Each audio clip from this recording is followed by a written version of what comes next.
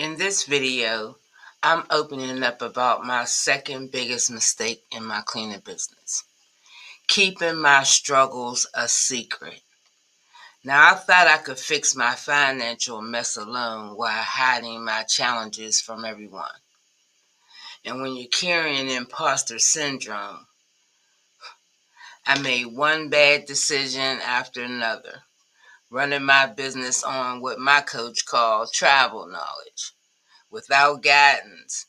I want to share this because no business owner should suffer in silence. So let's talk about why asking for help sooner can save your business.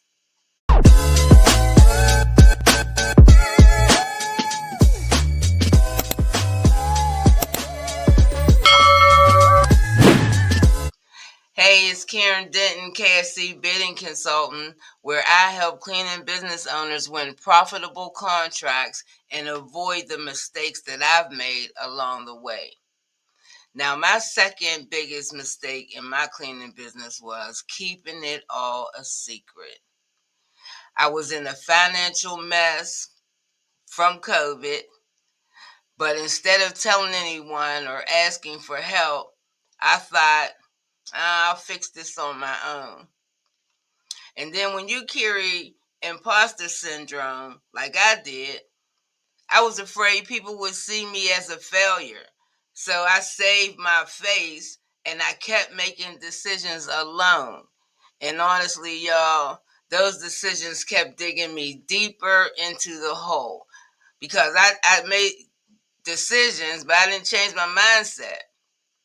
So I was running on what my coach calls travel knowledge, just doing things the way I thought they should be done, without any guidance or proven systems.